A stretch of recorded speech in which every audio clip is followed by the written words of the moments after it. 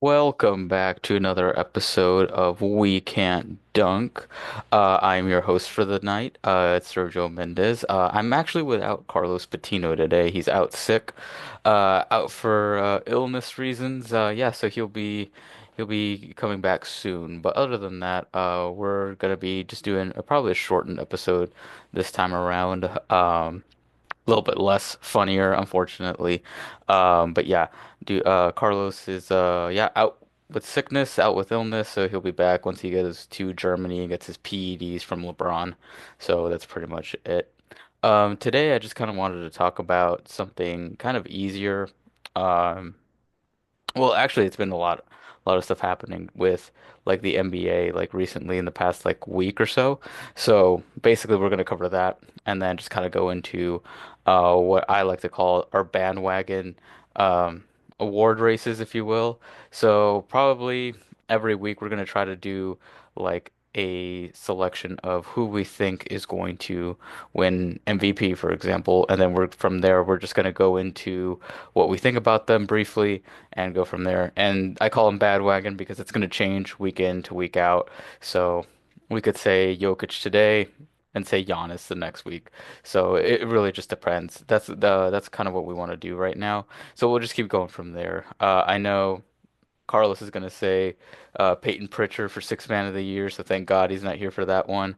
But regardless, I do think Peyton Pritchard will probably be in the running for Sixth Man of the Year. He's certainly top three. So, barring any catastrophic, downfall from him or anything like that, I think he still has a very, very valid shot to win um, Sixth Man of the Year, if anything. Especially on that team. The Celtics, it's a lot easier when you are on a winning team to win all those types of awards. So, yeah. Because we all remember Russell Westbrook, winning his MVP and only having, I believe it was a sixth seed at best. So, there was a lot of questioning over that and what it is to be a most valuable player. Like, are you the best player in the league or are you the most valuable player to the team? But regardless, we're gonna probably try to do that in the foreseeable future. I'll probably try to go into that today and just kind of go from there. So yeah, that'll be the next thing that we go into. But yeah, so. Not really watching. There's no really reactions. I don't want to be sitting here just reacting by myself to a game.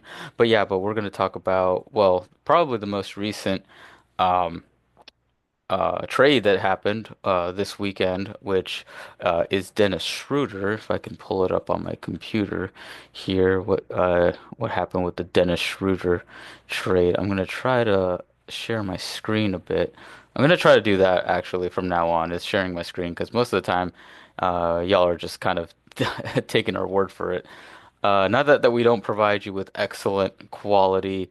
Uh, Peer annotated, bibliographies here, but definitely we provide a good works cited here. So yeah, let me see here. Warriors acquired Dennis Schroeder in trade with Nets. Okay, so this was by Shams, good old Shams, and their trade was the Golden State Warriors acquired Brooklyn Nets point guard Dennis Schroeder in exchange for DeAnthony Melton. Okay, well, I don't know. I'm pretty sure DeAnthony Melton was injured. I'm pretty sure he's injured. I don't think is he injured? Why is DeAnthony? He sustained a sprained left ACL on November 12th. I didn't know you could trade injured players. Yeah, so that's it. So what I'm thinking here is, well, the Warriors are definitely trying to win now with that in mind. Right now, they are sitting where, try to see if I can pull up, you know, their, like a share screen here. But yeah, I want to try to pull that up. So let's share screen here. But I wonder what that would be if that's the case. So, okay, so we can see that here. Um, yeah, that's crazy. All right. So, all right, we do have the Western Conference. What we got here? Okay, so we have Oh shit, the Warriors dropped? Okay, so how many games did they drop? Because I feel like they were like top five at least. Okay, they lost. Oh Jesus Christ, they lost to the Mavericks, lost to the Rockets. They beat the Timberwolves. Then okay, they split that. Okay, I mean, I guess it's just been a yeah, man. I don't know why it just doesn't feel like whenever the Warriors or any team, like I don't feel like they'd be a team in double digit losses yet. So I'm just not sure. Hmm. Okay. Regardless, I think they're definitely trying to make a push. Let's see what they did here, though. They still have everybody else. Wendy Waters, Jesus. Okay. But, I mean, I just don't see. I mean, Dennis Schroeder. I mean, yeah. Let's see. I am thrilled. Warriors coach Steve Kerr said before Sunday's game against the Mavericks, I told Dennis he's kicked my butt on three different continents. You can't beat him, join him. Well, that's the KD thing. Um, but yeah, okay. Well, let's see what they did here. Yeah, I mean, he's a good backup. I think he's a, he's a decent defender, and I think he's a good playmaker. So yeah, he's re expected projected to replace DeAnthony Melton in Kerr's rotation.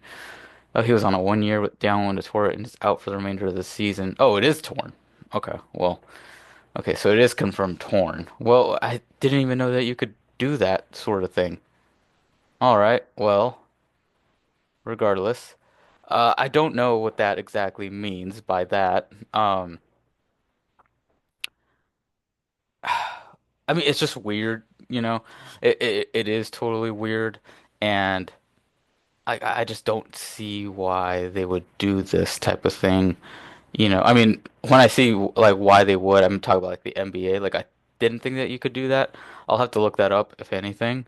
But yeah, it makes sense on Golden State's end. It doesn't make sense at all for um the Brooklyn Nets because they were actually doing not that bad. They were doing better than what most people expected, certainly on this channel, than what we expected them. I was like projecting them to be like the worst team in the league, but here they are sitting at 10, which is well above what I expected them. I expected them to be Wizards level bad, but it is what it is. So let's see what they got out of it. I mean, what did they have to give up for him? I mean, it's just okay. They also got a 2025 second round pick via Miami. I mean, it just feels like they got fleeced. Brooklyn gets Reese Beckman and three second round picks in 2026. I mean, I guess they're really going full tank mode because I mean, do you want to really be? I mean, I guess they're going for Cooper Flag at this point. Um, Reese Beckman. I mean they're definitely just going for a full blown. He's played a total like 4 minutes, I believe. Okay, yeah, they're definitely just going in full tank mode. Um, yeah, they're definitely just going into full tank mode. So yeah, I mean, yeah, like they're definitely just going into that. I don't know. I'm gonna look that up. Can you trade injured players in the NBA? Players, NBA. Yes, okay. I guess they can. The injured player just needs to be on board and needs to pass his physical. Okay, that's weird. Okay. Well, all right. Well, other than that, there's not much else to really talk about that. I mean, I that was the biggest thing for me was the DeAnthony Melton thing. Um, but yeah, I mean, for the Warriors, it's probably going to solidify them at least in the top five standings in the West, which is a bloodbath. Especially given the recent surges of Thunder, Grizzlies, and the Rockets. That's really shaken things up a bit. So, I don't think it's going to be.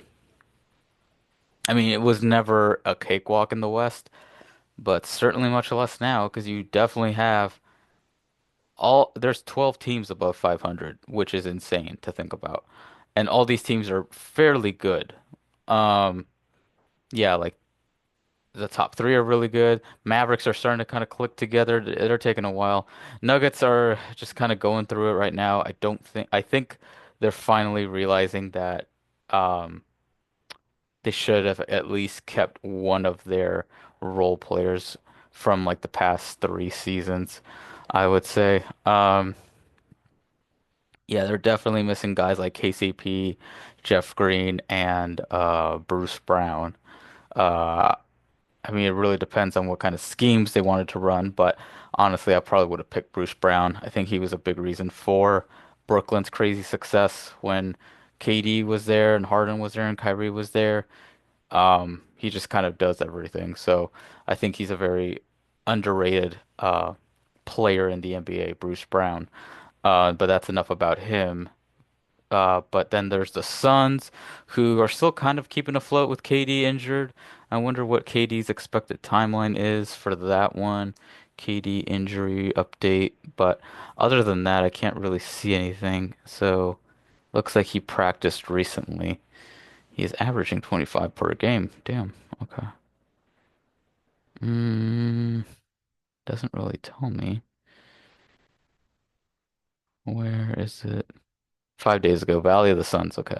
So this is one of their newsletters. So that's fair. That's valid enough. Okay. So at least he's practicing. Uh yeah, so at least he's practicing regardless. But yeah, so again, it is going to be a just terrible bloodbath here in the West. So I think that that's why the Warriors are now having to adjust themselves in order to make that trade. But yeah, I don't think that that's a crazy trade to make. It doesn't really move the needle, but I mean, if in case when shit hits the fan, when inevitably it does for these teams, at least they have someone reliable to fall back on. And Dennis Schroeder is a pretty good NBA player at best. He's not looking like the Lakers, where they only really can put out five real NBA players at most on the court. So yeah, I wonder. Well, that number one, that definitely takes out that the Jimmy Butler trade. I don't think that they would really rock the boat at that point for Jimmy Butler this season, if anything. Um, and I don't think that the Miami Heat are actually going to make a trade before the trade deadline, which would be we'll look that up. But it just seems like they're just trying to get as much as they can, unless an insane, okay, February 6th. Yeah, so unless an insane like trade comes through, I don't see that happening. Um, but yeah, I mean, honestly, like you'd have to be high off your ass to really sell the farm for Jimmy Butler, and Pat Riley is like not going to sell his farm at all. Like I feel like he would trade Jimmy Butler and take like a top 10 NBA player and take like their next three picks or something like that. And then only at most give them a um deadline for I mean a Jesus Christ, that threw me off. My neighbors are blasting the music. Hmm. Well, we're gonna have to edit this time because this is insane. Okay. So yeah, like before I got just thrown off by that. Um Yeah, I don't think that they're going to do anything crazy, between that timeline. So yeah, I don't think the Miami Heat are doing anything. Um, I mean, I wonder. I mean, I guess I could. I mean, from what I remember, um, it was the Warriors, the Nuggets, the Mavericks, and I believe the Lakers. Oh, and Phoenix. The Suns were all involved in some form. So I don't know how that would work out. Because number one, I don't think the Warriors are going to do it now. Um, I mean, we could mess around with it and see what happens, but I don't think that that'll be the case. So yeah, the Lakers realistically don't have anything. I mean, I think they value that pick too much, and we can try and mess around with it, but I just don't think that they would. That's not a valid reason. Denver is interesting. They could do something. I don't know if they would. I mean, I'm gonna mess around with uh a trade manager here in a bit, but I think that that would be a good idea to do. So we'll see how that goes. All right, let's do that. Let's mess around with one. So I'm gonna share my screen here for a bit. So we'll do that again. Having some fun with this. So let's do this again. All right. All right, so hopefully that works this time. So let's try doing that for the Miami Heat. And then let's go down to uh oh, at team two. There we go. All right, who did I say? I mean, I'm gonna go with the most realistic one out of all of these. I mean, I guess I could try like maybe Denver because I feel like they could, but let's just see what they have. I mean, I'm saying realistic like I know what they have. So yeah, let's try that. Let's trade to the Nuggets. All right. Scroll all the way down. I wonder if I would have to include anybody else into these trades. Okay, no. So, all right, he's on a $48 million contract. So I have to do, I mean, no, they're not doing, no, they're not doing a straight swash for Jokic. That would be insane. And I don't think they would trade any of their key pieces. I mean, maybe Jamal Murray. I could see that. Like, not in a vacuum, but like it is certainly possible because if you're gonna want to have to get off of somebody, why not Jamal Murray? So I think that that's why. Um, and then Russell Westbrook's contract, Christian Brown. This is not a, these, man, we would have to be giving up a lot of fucking players here. That's crazy. They're not giving up Michael Porter. I mean, they're not, Miami Heat isn't taking Michael Porter Jr. So, all right. What could we do here feasibly? Hmm. I wonder if this is even going to work. All right, I'm just going to try Jamal Murray and go from there. So we'll trade him to the Heat. Um, and then, all right. So we're 12 million off. I mean, I guess I could include Zeke Najee. I feel like they would. I don't know if they would. He's a power forward. Let's just see. Let's just fuck it. Let's just see. Let's just do it for contract's sake. And then that's roughly 44 million. And let's see here. Let's throw in Russell Westbrook here. I feel like Pat Riley would appreciate that type of hustle. So let's try the trade.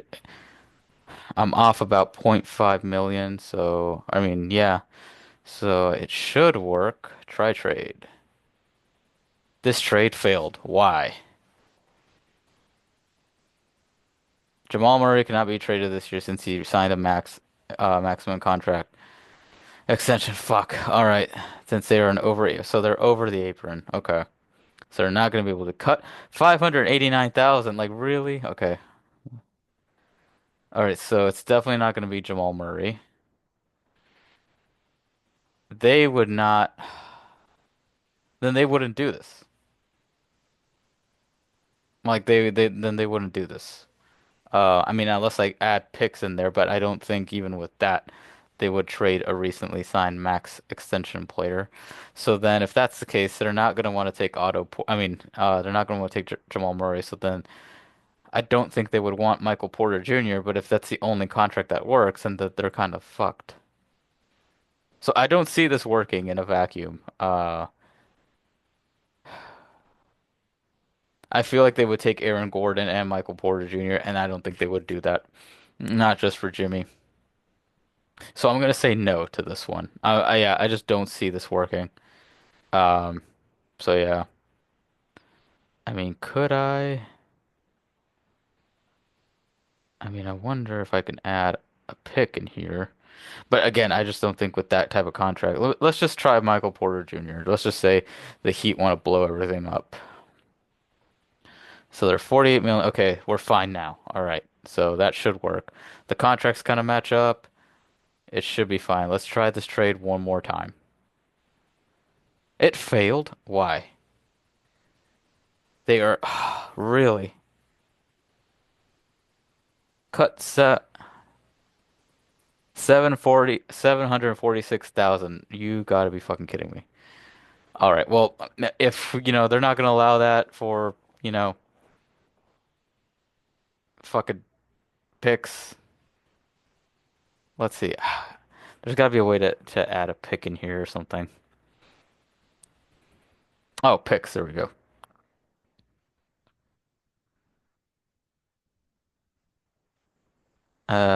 Wait, no, that's not what I wanted. I wonder if the Heat threw in a pick. How many picks do they have? So they do have all their pick. Oh, damn, they've just fleeced the Lakers in 2026. Huh. I wonder if they gave him a 2028 trade to the Nuggets and then the second round pick trade to the Nuggets. I wonder if I could do that. Like, would that work? It did not work. So it's consecutive draft years 2027 and 2028 would be missing a first round. Okay, so we got that down. So then let's adjust the trade. So I wonder if I can just trade or remove one of the picks and then just do that.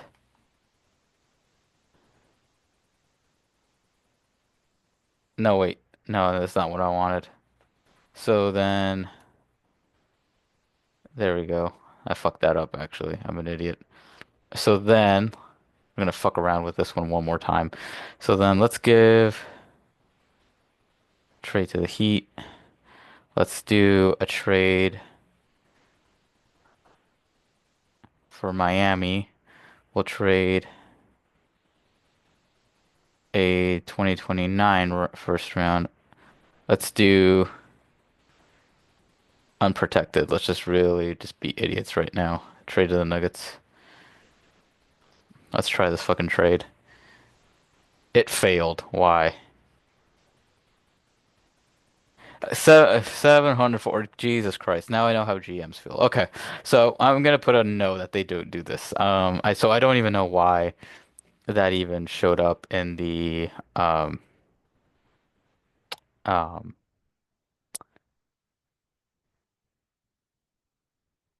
in the news for them being an option because that was just insane.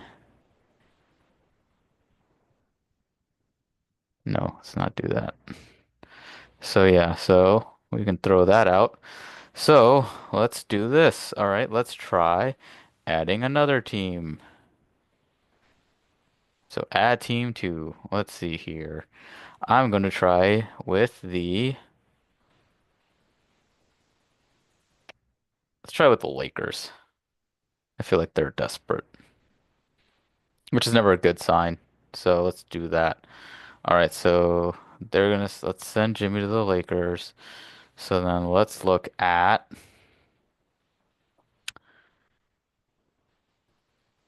who we could cut. So we got 48 million, like straight up for LeBron. We bring a LeBron Miami reunion back. Okay, so we're gonna need. I would trade D'Lo on an expiring contract for sure. Um, and somehow he would become an elite point guard with the Miami Heat. I can fucking guarantee you that. Who else would they take? That's 18 million right there. I think that they would probably want to also take back Gabe Vincent because they've already had a pretty good, you know, rapport with him in the past. So we'll add him, and I think that puts us at 19 million or 29, sorry. So then we're looking at a 19 million in cap space. So we would probably have to get rid of Rui Hachimura. And let's throw in a pick. Because I feel like that's the only way you can make this work. Because I don't think that they're going to go for that.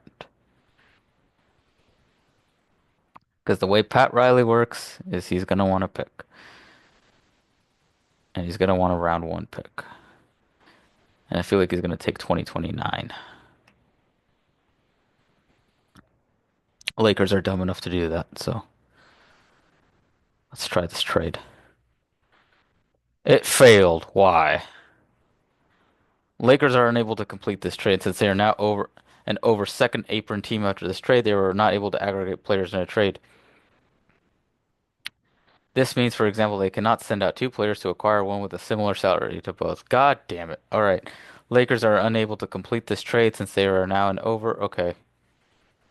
Lakers can only take back 46.6 million, cut 2.1 million from the. Okay. Well, see, it doesn't look like it's going to work. So, do I even want? I'll try this one more time before I'm like wasting everyone's time here with this. So, God, this first and second apron thing is so dumb. Like I can see why a lot of people didn't like it. I usually don't really care about stuff like that, but this is the first time where I was like, this doesn't seem right. This just seems like it's putting more obstacles to putting together a better team as opposed to before, because I think the super team thing was already kind of dying out and failing. So I don't think that that was going to be the case. All right, let's give him Jalen Hood-Schifino, and go from there. So I wonder if that would work. I mean, it's crazy that you're giving up four players and one good role player, but for and a pick for one Jimmy Butler. But I guess the Lakers' mentality is to win now, but never really doing it in a smart way. So that makes sense. It failed. Why? Heat are unable to compete. Okay. So yeah, this doesn't. Okay. Yeah. So this doesn't seem to do anything for anybody. So yeah. All right. So I think this is all just smoke and mirrors at this point. I, w- I'm not gonna go down the Phoenix rabbit hole, you know, just because with Phoenix, you already have like Bradley Beal there, and he's already injury prone. I'm not sure how many games he's played. I think he at most he's maybe played about 10 if we're lucky. So I don't know how many games you would want to share between him and Jimmy Butler, who also hasn't really played a full season at all. So, and we can check that right here. How many games has Jimmy Butler played? Look at that, 18. Okay, so there's 18 and there's been a total of how many games for them? There's been at least 30. So 23 games. So okay, so he's missed at least 5 games now. So 13 and 10. So he's missed 5 games. That's not exactly bad. I thought it would be worse, but regardless, with him being roughly 34, you don't want to take that risk when it comes later down into the season, especially not with Kevin Durant and Bradley Beal with their knees that can go pretty much at any time. So, how many games has Bradley Beal played? 15. Yeah, not exactly a out of 25. See, that's a little bit worse. So yeah, so not necessarily Iron Men of the NBA at this point. Not knocking on them for that reasoning, but it's not exactly a good thing, if anything. And especially with KD missing, yeah, it's not great to blow up that team, just for the sake of grabbing one Jimmy Butler, who I think is still very good, but not necessarily worth, breaking the bank for, in that matter. And I think they should probably just try to run it once with their new coach, with Mike Budenholzer, and see what they can do with them. So yeah, I think that that's probably the best case that they can do. Um, Other than that, I don't think that there's any other feasible trades out there. I just genuinely don't think so. Like they wouldn't sell him to an Eastern Conference team, I don't think. Yeah, so I don't think yeah. I think genuinely what's trying to happen is Pat Riley's just looking for teams that are interested in him. So he's just kind of testing the waters out there for the market for him and then trying to see what he can get back, for the most for him. So if that means doing a sign and trade, I feel like he would probably do that. But I think that that's probably the route they're going to go to, and seeing what they can get out. I don't think they'll let him walk. Worst case scenario, they let him walk, and now they have cap space to sign somebody. But you know, it's Pat Riley, it's the Heat. They're a good organization. They'll be fine. They might not be, championship contenders, but they'll be fine. They'll be playoff relevant.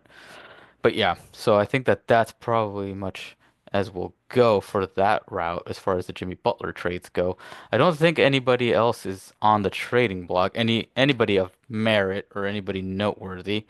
Um, so I don't think so. Like I'm not gonna go with any crazy LeBron trades right now, which isn't gonna happen. So wonder what else. Um, I mean, I don't think Brandon Ingram is going to be taken just because of his bad contract. So again, it's not going to be exactly a good thing. So until I see somebody like even then, I'm trying to see who could be there. Yeah, nobody's that like sticks out to me. Yeah, nothing crazy. No one's gonna really gonna go for Zach LaVine or Vucevic with Vucci Main in the house over there. So I just don't, generally don't think that they're going to do much. There's good small trades that could happen, but not, I don't think anything insane is going to happen this year, or yeah, this year, or even in February. So I just don't think so. I think a bunch of teams are going to try to get better by landing a bunch of small role players, but I don't think necessarily anything that's going to make you go, oh, wow, it's going to be crazy now. But I think it's enough to move the needle if you're trying to get role players. I think that could definitely happen. All right, so with that in mind, let me go to our stand. Well, let's see who's. Oh, I'm gonna check out the games right now. Let's see what's going on. I'm not gonna throw on any games, but let's just see what's popping in the NBA sphere. Is there any games tonight? Don't know. Ah, there is. So there's one going on right now. The Bulls and the Raptors. Okay. Then Cavs beat the Nets. Heat lost to the Pistons. Speaking of Jimmy, Jesus Christ. All right. Well, how did he play? Let's just take a look at that. 35 points. God damn. All right. Well, not much you can do there. Yeah. Um, yeah, I don't think there was a lot of great games today. Sixers, Hornets, and then Nuggets and Kings. That should be a decent game. And then the Jazz play the Clippers later today. So, okay, well, decent game right there. But yeah, nothing of noteworthy today. We'll keep in touch with the standings a little bit later. So I think that that's pretty much it for now for as far as the games go. But yeah, um let's look at Rookie of the Year. Let's take a look at that. I genuinely think that that could be something to look at. So right now, I don't know. Like I hadn't really, I mean, for the memes, I'm just gonna put Zach Edey, but yeah, there's nothing. Jared McCain's now injured. I think he's going to miss substantial time. If not, I think he's out for the season. Yeah, he's got a lateral meniscus tear. Yeah, that's not good. And he was looking very promising. So, shit. That sucks for them. Sixers get worse. Yeah, because he was actually playing very well. That really sucks. That sucks. That really sucks. Let me look at what we got here. I mean, I think that that was the only guy that was sticking out to me was Jared McCain, um, for Rookie of the Year. So, I mean, I just don't know who else. I mean, unfortunately, I haven't kept as much as I would like to with basketball this year. But yeah, he was their first round 16th overall pick. That's good. Um,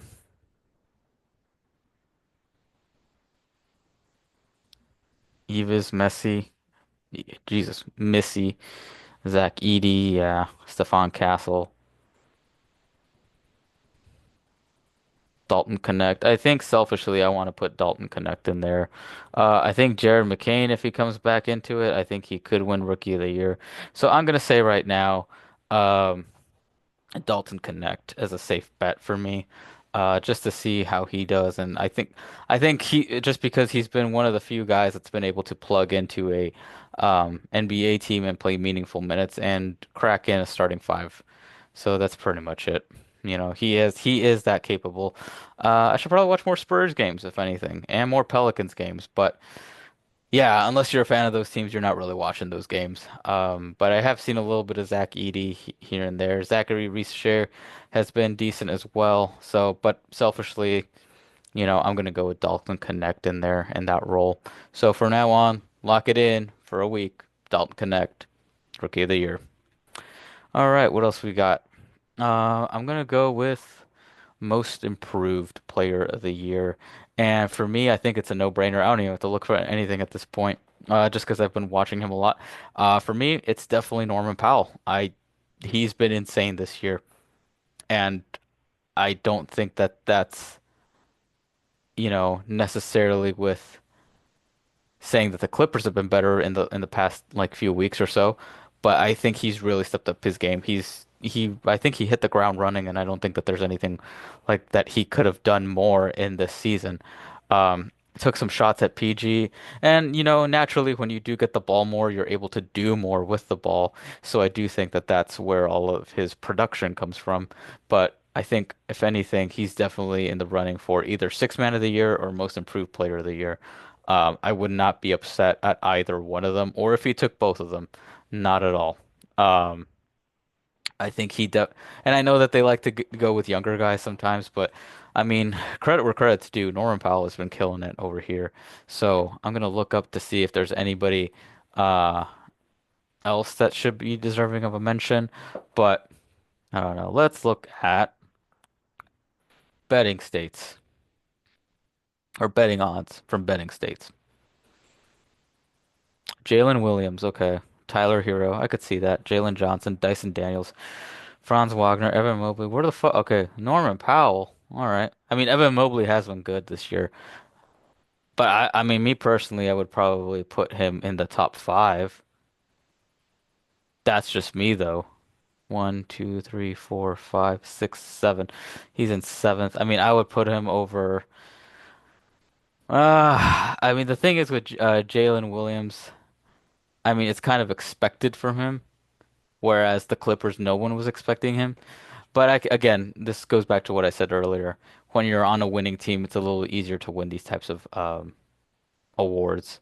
Tyler Hero's also had a good season so far. He dropped 30 on the Lakers, I think twice. Wasn't that hard to do with that shitty defense, but yeah. So yeah, I mean, I could see J-Dub, getting a nod for that one. Franz Wagner, Dyson Daniels, okay. Jalen Johnson, haven't seen enough of them.